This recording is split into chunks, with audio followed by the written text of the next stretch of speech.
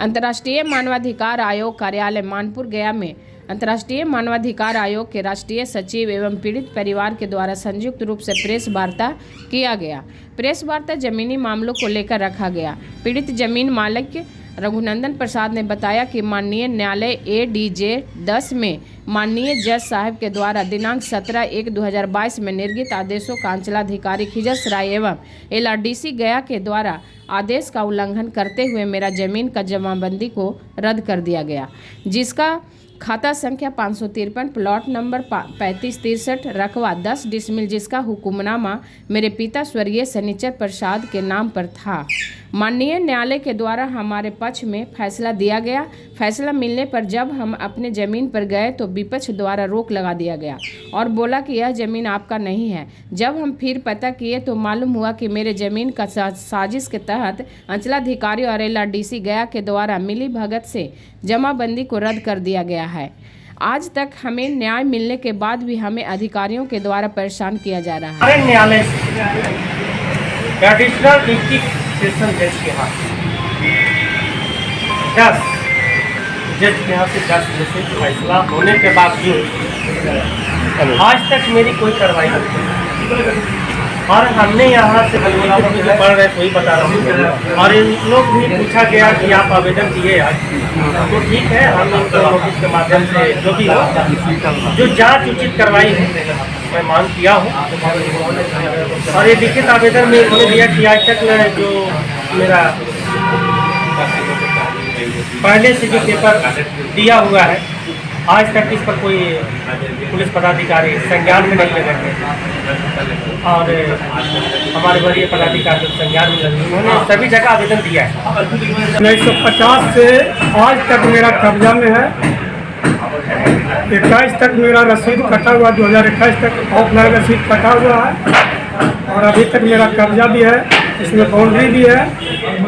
काम करने के लिए जाते हैं तो धमकी देता है, जान मारने की धमकी देता है। कौन लोग देता है धमकी? भूपेंद्र यादव, संजय यादव, रमाश्री यादव धमकी देता है।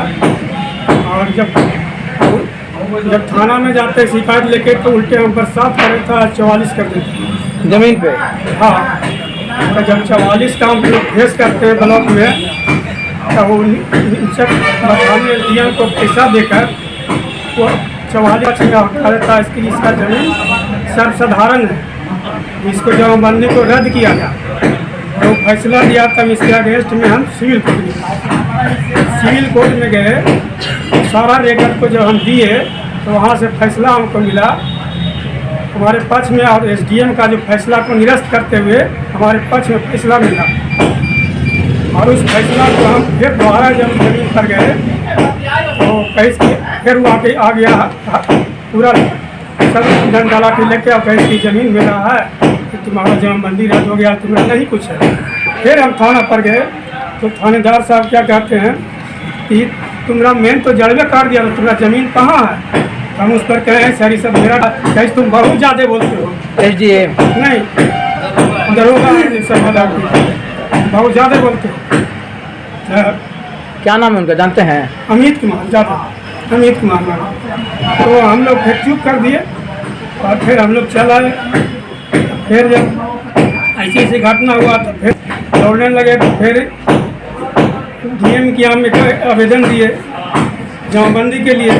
तो जमाबंदी के लिए वहाँ भी 1 दिन तक तारीख चला 5-6 महीना तक, लेकिन एक दिन भी DM साहब हम नहीं देखे। लास्ट में वहाँ से हाथ फेंक के फिर हम यहाँ मानवाधिकार आयोग में आए हैं। जिम्मेदार था हुक्मनामा से उनको डिस्ट्रीब्यूट किया तो प्लॉट जब तक जीवित रहे 1900 उसके बाद उनका देहांत 1955 में देहांत हो गया। तो मतलब बंदोबस्ती जमीन है? हाँ, हुक्मनामा जमींदार की चीज। ठीक है। जमींदार का मेरे पास रिटर्न कॉपी है। ठीक है। जिस जमींदार ने दिया है वो सारे कॉपी हम रिकॉर्ड में, लेकिन उस पर हम जब आज गए तो वो ज़बरदस्ती मेरा प्रतिद्वंदी जो था वो क्या किया, पुलिस को मेल में करके 144 या 107 करवा दिया और भेज दिया SDM के जिनचक बताएँ। वहाँ से मुझे नोटिस मिली, हम क्या ध्यान नहीं दिया, पुलिस को लेन देन कर नहीं दिया है न्यायाधीश महाजन ने। आपके खिलाफ SDM एक्शन लिए? हाँ, वो उनको फैसला देने का अधिकार नहीं था। वो लिखते हैं कि आप जमीन पर तब तक नहीं जाएं जब तक सक्षम न्यायालय का निर्णय न हो। ये उनको पावर नहीं है, विदाउट जुडिशरी ऐसा जस्ट है लिखा। लेकिन वो मेन रूल क्या है, इन लोग अपने कुछ बुझते नहीं है। तो हम इनके खिलाफ, जजमेंट के खिलाफ अपील किया व्यवहार न्यायालय में। व्यवहार न्यायालय गए, वहाँ 2-3 साल केस चला। सारे पेपर कागजात A to Z हमने दिया। उन्होंने मुझे उसकी डिग्री दी, और डिग्री के बाद जब हम प्लॉट पर गए तो फिर क्या कहता है कि आपका जमाबंदी रद्द हो गया है। तो कैसे रद्द हुआ? तो अपर समहर्ता ने एक आदेश में लिखा था कि इसको जमाबंदी हटाओ और कब्जा हटाओ, क्या क्या लिख दिया, ये कॉपी लिखा हुआ है। हमने ऐसा किया, दिया गया के बाद लिखता है ये अच्छा अपर समहर्ता, अच्छा और इनका जो रकबा है सब वगैरह सब हटा दो। हटा दिया। अब हम गए वहाँ पर तो कहता है कि आपका तो कुछ है ही नहीं है, जमीन आपका नहीं है। मतलब न्यायालय का आदेश का भी इन लोग अवहेलना कर रहे हैं। एकदम अवहेलना करते हैं। एक चीज़ और बहुत गंभीर बात है, ऑर्डर में इन्होंने से अनुशंसा नहीं करें।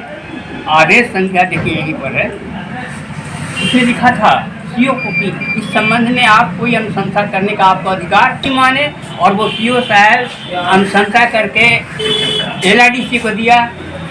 LIDC वहाँ अपर समहर्ता को दिया, और अपर समहर्ता भी मिली भगत करते हम परेशान हुए, सब जगह घूम रहे हैं, कहीं से मुझे राहत नहीं मिल रही है।